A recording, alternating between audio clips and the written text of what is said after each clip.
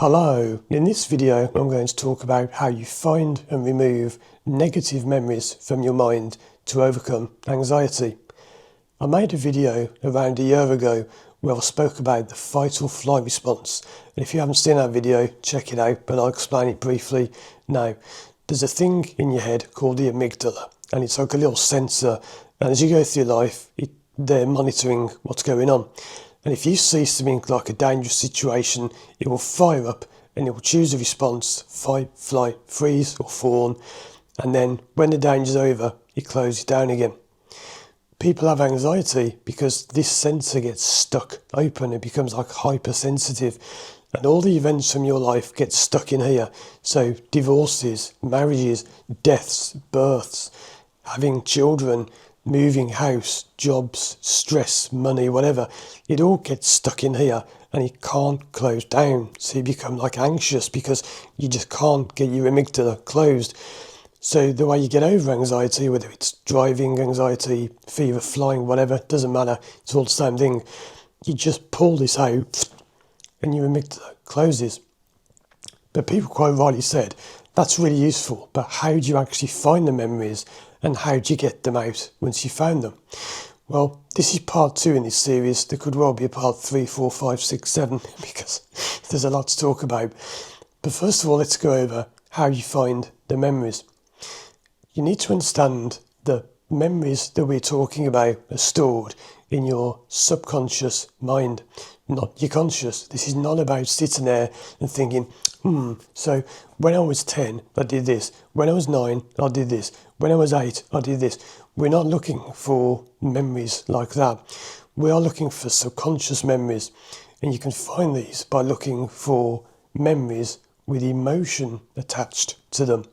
So it's not just a memory of, well, I remember going to the shops when I was 6. There's no emotion there. There's nothing behind it. Nothing happened. If there was some emotion, like, well, I remember going to the shops and I remember there was an armed robbery and I went and hid in the changing rooms and I saw this armed robber and he really upset me and I cried. That could be a relevant memory. But where people go wrong is, first of all, they say, well, I can't think of anything. You won't just think of it like that because you need to work with someone like me who understands the mind and can get you to remember these things. You won't think of them just sitting there writing down a logical list because that's not how you do it. So you're looking for memories with emotion attached to them.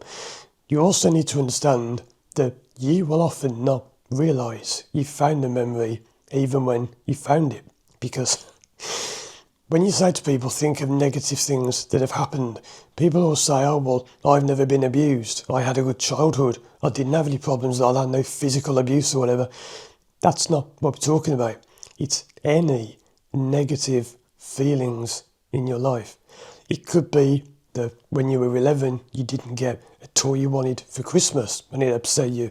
It could be that when you were 12 years old, you went go-karting and you crashed and you hurt your arm or something. It's any negative experience. It's not just like people think, this one magic event where you go into this trance in hypnosis and, oh, I found the event, the thing, and ding, and everything changes. It doesn't happen like that. There is nearly always multiple events. I have had times it's been one event. Like I remember a case where I started speaking to someone and they said, you know what, Paul, I don't know why, but I've just started thinking of this time I was 7 and I fell off my bike. Brilliant. It can just be down to one event. But it's got nothing to do with driving anxiety, nothing to do with driving, flying, fear of flying, nothing to do with the flying. That's just how the problem is set off. So we don't bother looking at that. But how do you remove these memories? And having said we don't look at that, I should cover one thing, which is sometimes people say, what if I can't find the memory at all? What if I can't think of anything? Well, there is another way you can do it. You can bring up the feelings you get now, because this is what people don't realise. When people say, I can't find the memory, why am I laughing? Because you already have. The fact that you go out and have anxiety means you've got a link to the problem. You've got a link to the memory. Because when you go out driving, you're triggering off that old memory. So you may not know what it is, but you do. because you're triggering it. You're finding it. You've already got it. So you've already got the memory, the problem. It's just a case of sometimes bringing it out. And I had a client once who said, look, I can't think of anything bad. I don't know any bad memories. I don't know how it's going to work for me. So I said, okay, imagine your problem, and I want you to bring it up in your body. So sit there, think of your problem. If you want, close your eyes, and just imagine yourself driving a car. Put your hands up if it helps. Imagine on the wheel, your feet on the pedals. Okay, I'm driving. Yeah, driving along. Yeah. Now imagine you're coming up to a bridge, which was their fear. Oh, I'm coming up to a bridge. But when you go, there you go. What was that when you went, oh, I can feel it? He says, I can feel it already. It's in my chest. I can feel the problem. So I will say something like, okay, that feeling in your chest, imagine it's the person. Describe that person. Well, it's a middle-aged businessman in a suit. And I'll say, yeah. And they say, what, this is weird. What am I talking about? I say, no, don't lose it.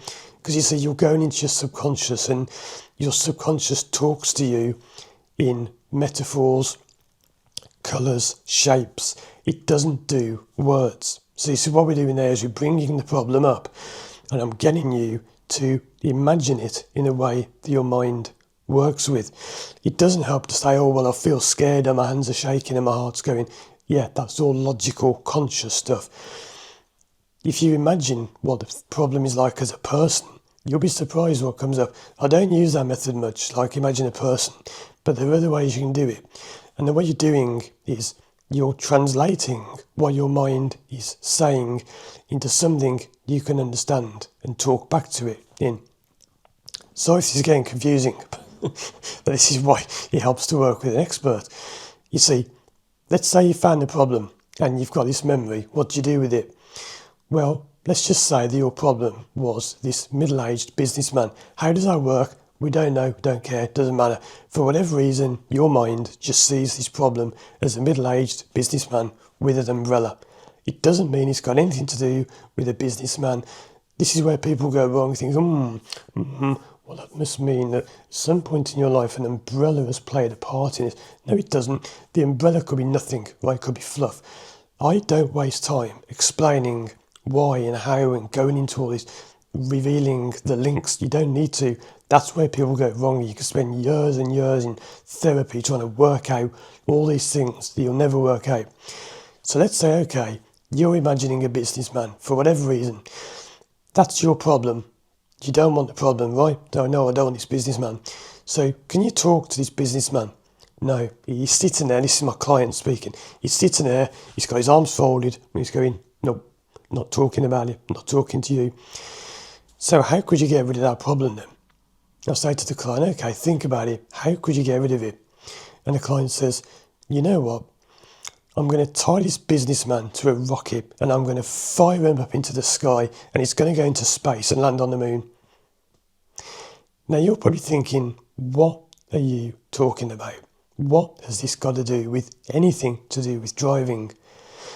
Nothing, because driving anxiety has nothing to do with driving. For whatever reason, that client's mind saw the problem as a businessman. Why? Who knows? Who cares? Doesn't matter. The way you tell your mind you don't want that is, we could have talked to the businessman, we could have reasoned with him, find out what this reason was for having the problem. Didn't work. So instead, we just got rid of him, tied him to a rocket, fired him off into the sky. How does that work? Because you're showing your mind that problem, the businessman, I don't want that. And your mind, if you're sitting there saying, I can do it, I can drive, I have the power, I'm worthy, why have I got this problem? It doesn't make sense. Your mind's just sitting there thinking, what? Doesn't understand words. If you show your mind problem, tie it to a rocket, it's gone. Your mind thinks, oh, you don't want that. I'll stop doing that. When I'm driving the next day, problem gone. Now, if you're sitting there thinking, this is weird, that's the whole point. Your mind thinks in weird ways. It doesn't do boring. It doesn't do affirmations. I can drive. This affirmations when people write positive things in books. You're told to write, I can drive, I can drive, I can drive. It's never going to do anything. CBT, how do you feel about bridges? Well, I'm nervous. Don't you know bridges are safe? Don't you know they make them so that they can hold however many times the weight they'd ever hold? Never going to work because it's boring. If you want to fix your problem, you've got to communicate with your mind in the language it understands, which is wacky, right? I have spent years training in how to communicate with the subconscious. That's what I do. I don't call myself hypnotist. Yes, I am a sort of hypnotist, as it were. I don't label myself with these pointless names. I understand how to speak to the subconscious. And many people who've worked with me have said, I don't know what you did. In fact, I've got my phone here. And I think if I can find this, I had someone send me a testimonial the other day. And I should just find this as I'm talking to you. And one of the key things they said is they had no idea how I'd done it. So, here it is. I'm not going to read it all. It's quite long and I appreciate doing this. But they said at the end, I'm not sure how it all happened. This is their words, word for word. And I've got permission to read this out. I'm not sure how it all happened. How did Paul make all my anxiety disappear? I'm not sure how. But all I know is it has. And that makes me laugh because so many people, I'm not laughing at that person. So many people write to me and say, what was all that about? What did you do? We do a session and at the end people are like, what? What was all that about? And I've also had sessions where nothing's happened. I remember one, I worked with a girl once and I remember this. We did a session and at the end, it's what I call the scam face. People sometimes pull a face as though they're wondering, have I been scammed? Is this all a con? You say to them at the end, how do you feel? And the scam face is like, it's like, is this real? Is this all just made up? Is this a scam? Because I have got no idea what's happened. And she thought nothing had happened. She had no idea. And she said, well, I'll go out driving. You could tell from the way she spoke. She said, I'll go out driving and I'll see what it's like. Problem gone. She had no idea what had happened. Right. The way you fix your fear of driving, anxiety, whatever, is wacky. You've got to get wacky. And you've got to communicate with your mind in a language it understands. If you aren't trained in this, if you don't know how to do it, you got no chance.